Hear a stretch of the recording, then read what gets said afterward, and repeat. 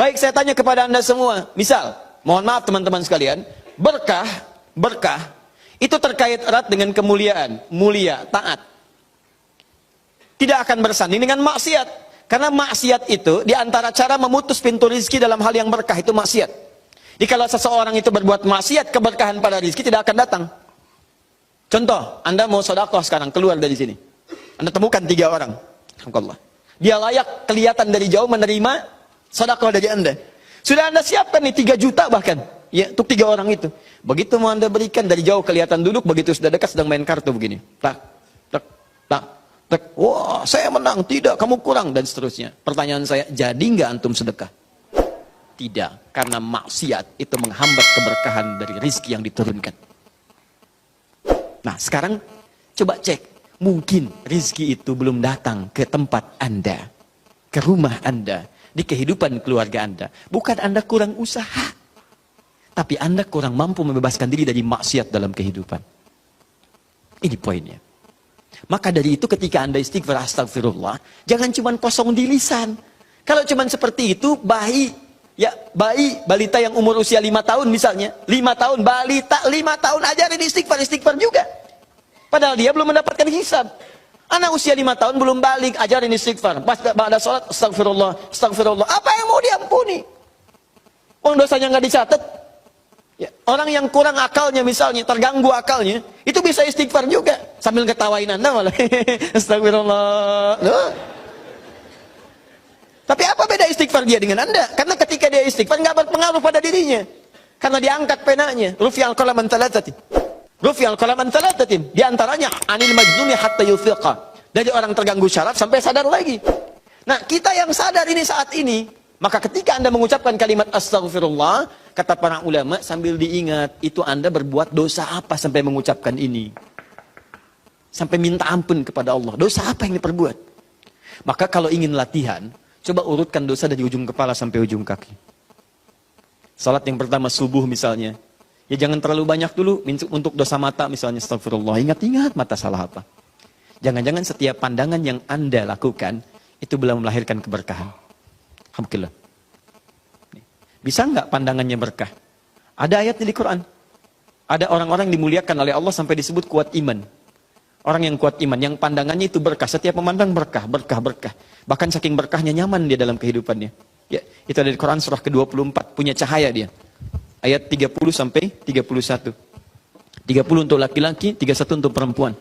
Wa qul lil mu'minina yaghuddu min absarihim. Katakan pada perempuan laki-laki beriman, setiap lelaki beriman, perhatikan, palingkan pandangannya dari yang tidak baik. Jadi kalau orang zikirnya benar, itu dia akan berpaling dari yang tidak baik. Otomatis Pak, Bu, otomatis. Bahkan yang mirip-mirip pun dengan apa yang ia punya, belum tentu kemudian ia pandang dengan berlama-lama. Ya, misal sendal nih, pulang dari sini, melihat sendal, Anda lupa dengan sendal Anda. Begitu Anda lupa, lihat sendal yang mirip dengan sendal Anda, itu nggak akan langsung ditunjuk.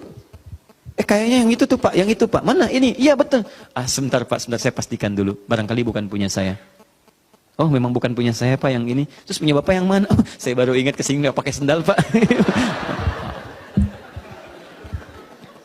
Ya. Jadi teman-teman sekalian itu pandangan. Coba berapa kali dalam sehari memandang yang tidak benar? TV, handphone, gambar-gambar, itu kan?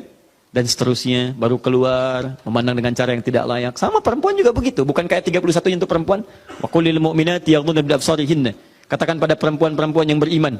Awas hati-hati, perempuan-perempuan yang beriman. Artinya kalau pandangan nggak dijaga, menunjukkan imannya lemah. Ya. Berapa kali ibu banyak memandang hal-hal yang tidak benar? Ya, berapa kali pandangannya melahirkan nafsu? Pandangan di mall dibawa sampai ke rumah. Ya, Papa tahu nggak tadi itu ada tas bagus banget tuh, pandangan di mall. Dibawa ke rumah. Baik, nggak apa-apa mah, itu bagus. Tapi tas yang sekarang mengantarkan mama ke surga insya Allah. Baik. Tapi kan Pak kalau bawa tas itu ke surga lebih bagus lagi. Pokoknya ada aja lah. Udah. Dah sini. Nah jadi ketika Anda istighfar sambil diingat dosanya.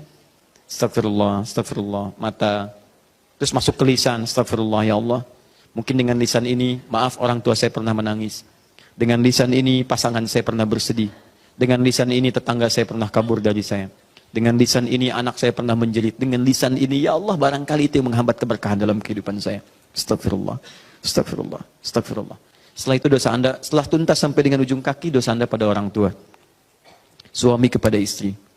Istri kepada suami. Bagaimana kadang-kadang tidak baik dalam kehidupan rumah tangga. Kepada anak-anak, kepada tetangga. Barangkali, mohon maaf, hal-hal itu yang menghambat pintu kemuliaan dalam bahkan urusan dunia ini yang belum turun. Nah kalau sudah semua sekat dibuka, semua akan turun. Masih ingat tadi? Lihat. Di Quran surah 3 ayat 133. Teman-teman masih ingat tidak?